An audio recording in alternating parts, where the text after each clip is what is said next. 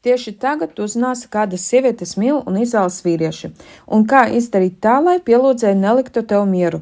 Vai tev bija tāda sajūta, ka pretējais dzimums vienkārši tevi nepamana, kaut kāpēc citas sievietes dievina, pēc viņām skrien pakaļ, un tu, neskatoties uz to, ka tu esi ļoti skaista un ļoti izglītota sieviete, tu vienkārši esi malacis. Ārēji viss ar tevi ir kārtībā, kaut kāpēc vīrieši tevi nepamana, vīrietis, kurš patīk tevi uztver kā draugu, draudzeni un nesauc tevi uz randiņiem, nepiedāvā doties uz randiņu. Un visticamāk, tu jau ar kādu satiecies, bet tu jūti, ka nav tādas kā iemīlēšanās, tevi nesauc katru dienu uz randiņiem, tev nedāvina krāšņus ziedu pušķus. Tu atklāti redzi, ka tevi neapbrīno un nav tevi iemīlējies. Varbūt visticamāk, tu jau esi laulībā, dzīvo ar vīrieti, bet tu saproti, ka viņa jūtas pret tevi nav tik stipras, kādas tu gribētu, un tu jūties ļoti neērti. Ja kādai no jums tā notiek, tad raksti man komentāros, kas tieši ir noticis, un pamatojoties uz jūsu komentāriem filmēšu nākamos video. Tāpēc raksti vairāk, apraksti savu situāciju, savas problēmas paplašinātiem teikumiem. Laiks rīkoties, mainīt situāciju, kā ar domu spēku mainīt un uzlabot savas mīlestības attiecības. Šajā video atvēršu apbrīnojumus noslēpumus to sieviešu un arī vīriešu. Tas attiecas uz abiem dzimumiem, kurš sevi iemīla bez piepūles pretējo dzimumu, kurš neko nedara, lai iepatiktos vīrietim, lai šis vīrietis iemīlētos un ļoti stipri vēlētos būt kopā ar viņu. Un vēlētos patiesi doties pastaigās un patiesi izveidot īstas attiecības. Kas tad viņas atšķir, pat ja tev objektīvi liekas, ka sievietes, pie kuras vīrieši pievilkas, neatšķiras? Tā tas nav. Viņas atšķirās. Ļoti svarīga nianse, un šī nianse saucas pašvērtējums. Un šodien pastāstīšu, kā ar pašvērtējumu paaugstināšanu tu varēsi sakārtot savas mīlestības attiecības. Tu varēsi izdarīt tā, lai partneris jau esošais, kurš tev patīk, sāktu tevi mīlēt un cienīt vairāk. Tas varēs notikt jau pēc vairākām nedēļām, ja tu praktizēsies to, ko šodien es tev pastāstīšu, tāpēc cītīgi un uzmanīgi klausies. Ja tev liekas, ka vīrietis tevi mīl, ir atkarīgs no tā Dieva laipnības, tā salikās apstākļi, viņiem iešāva amora bulta un tāpēc tevi iemīlējās. Ja netrāpja amora bulta, tad nemīl. Tā tas nav. Un ja tev liekas, ka vīrietis narcis vai tikko viņš ir izšķīries, vienvārds sakot, tu izdomā 1000 iemeslus, kāpēc konkrētais šis vīrietis nav spējīgs tevi mīlēt. Tāpat sievietes ļoti bieži izdomā 1000 iemeslus, paskaidrojumus pašai sev, kāpēc dotais vīrietis negrib nopietnas attiecības, kāpēc vīrietis nav spējīgs nopietnām attiecībām. Iemeslu var būt miljons. Neeksistē neviena objektīva iemesla, lai konkrētais vīrietis, kurš sākumā tevi iemīlējās un pēc tam pārstāja mīlēt. Iemesls ir tikai tavā apziņā. Nav nekāda objektīva iemesla, tāpēc neeksistē objektīvais iemesls tajā, ka tu nepatīc kādam cilvēkam. Tas nav tikai kā kārts nokrita vai kā kārts salikās. Viss jautājums ir tavā apziņā, tavā uztverē, to, kā tu pati sevi uztver. Atceries un uzraksti lieliem burtiem uz lielas lapas un uzkariņ savā istabā šādu frāzi. To, kā cilvēki attiecas pret mani, nosaka tas, kā tu attiecies pati pret sevi. Šis ir likums, šis ir noteikums, tas tikai tā strādā un nekā savādāk. Piemēram, ja kāds cilvēks tevi nepasauca uz randiņu, tu gaidīji, tu sarunāji, un atkal viņš tevi nepasauca vai neuzvanīja, atcēla randiņu, tas nozīmē, ka tu pati sevi uzskatīji, ka neesi cienīga to, lai ka šim cilvēkam vajadzētu tevi saukt uz randiņu.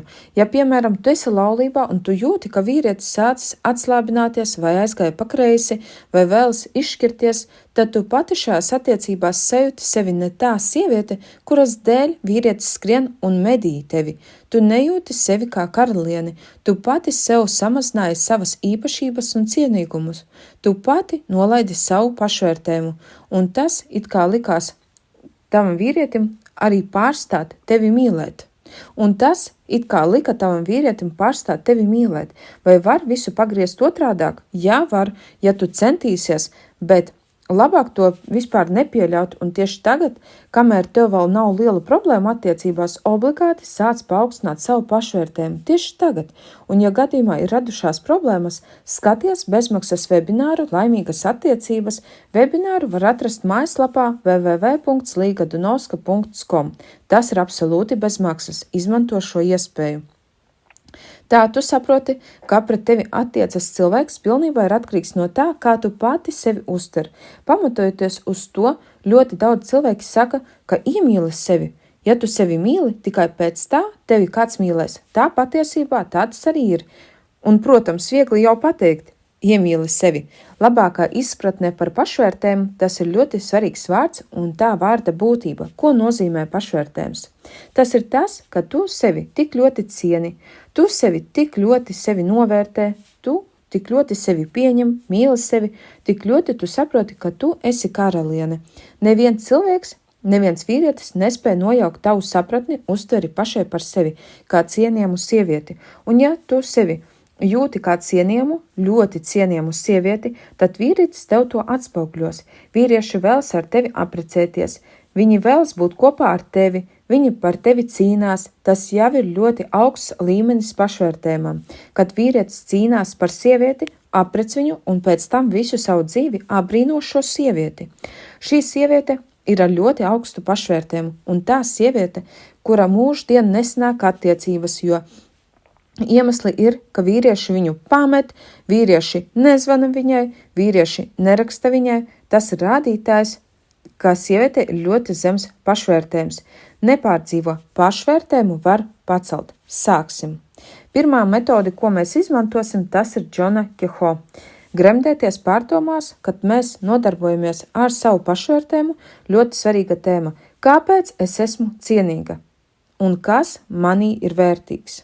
Tas palīdz diezgan ilgu laiku koncentrēties uz savu vērtību, un tad tu sajūtīsi šo vērtību, kā tava enerģija palielinās. Kopumā mainās ķermenis un mainies tu kā cilvēks, un tā uzdot sev pirmo jautājumu. Pirmais jautājums – kāpēc es esmu kā cilvēks tik vērtīga? Un mēģini rūpīgi iegremdēties šajā jautājumā, šajā tēmā. Ļauj, lai tev atnāk dažāda veida domas. Piemēram, var atnākt doma, ka es esmu tāds pats, Dieva radījums kā visi pārējie. Pēc dabas es esmu vērtīga, Dievs arī mani mīl tāpat kā visus citus. Es esmu ļoti vērtīgs cilvēks pēc fakta savas piedzimšanas. Apdomā, lai prātā ienāk vēl citas domas, foršas domas, kas liks tev patiesi noticēt, ka tu esi vērtīgs cilvēks tikai pēc fakta savas piedzimšanas. Otrais jautājums. Kāpēc es esmu cienīga sieviete vīriešu acīs? Tālāk tu vari rūpīgi apdomāt saistībā par savām rakstura īpašībām. Piemēram, tu lieliski gatavo. Kāpēc vēl tu varētu būt vērtīga sieviete? Iespējams, tu ļoti uztveroša esi sieviete un saproti vīriešus. Iespējams, tu esi ļoti, ļoti skaista reproduktīvā vecumā. Faktiski tu spēj dzemdēt bērnu, jebkuram vīrietim, ar kuru apprecēsies. Un piedzemdēt veselīgu bērnu. Tā ir tava lielā vērtība, atrodi šo vērtību, kas ir tevī, un neticamu vērtību, kas patiešām tev pieder. Un, kad tu domā par savu vērtību, kā sievietes vērtību, nav jāsalīdzina sevi ar citām sievietēm. Nevajag sevi salīdzināt ne ar vienu citu. Nevajag domāt, kā par mani teica un ko teica citi vīrieši. Nav svarīgi. Ja tu sevi iepriekš neuzskatīji par vērtīgu un cienījamu sievieti, vīrieši vispār varēja tev absolūti neko teikt. Tāpēc tā, kā tu paaugstināsi savu vērtību, vīrieši sāks tev to apstiprināt tavu vērtību. Tas notiks pēc pielūgšanās likuma principa, pēc domu spēka. Kāpēc es esmu cienīga sieviete? Tālāk tu vari uzdot sev šādus jautājumus. Trešais. Kāpēc es esmu vērtīga kā sieviete? Kāpēc es esmu vērtīga kā sieva? Un arī cītīgi par šo tēmu veikt iegremdēšanos savās pārdomās. Iesaku par katru no šiem jautājumiem iegremdēties pārdomās 15 minūtes 3 reizes dienā, un nedēļas laikā tu jau redzēsi rezultātus. Pavisam citus acu skatienus un pavisam citus viedokļus no citiem vīriešiem un no sava esošā vīrieša, ar kuru vēlies uzlabot šīs attiecības. Praktiskais uzdevums numur 2. Seko līdzi saviem vārdiem. Nekādā gadījumā nelamā sevi, lai vai ko tu izdarītu. Saki sev, man tā drīkst. Iespējams, tu vēlies smēķēt, tad smēķē. Un saki, man drīkst smēķēt. Nevajag slēpties aiz stūriem un izlikties, ka nesmēķē. Esi tu pati, ļauj sev būt pašai un novērtē sevi par tām īpašībām, kas tev jau piemīt. Piemēram, ja tev patīk skaļi smieties, un varbūt tev par to ir kauns, tad atļauj sev skaļi smieties, ļauj sev būt pašai par sevi un saki, jā, es esmu ar to vērtīga, forša, ar to, ka es skaļi smejos.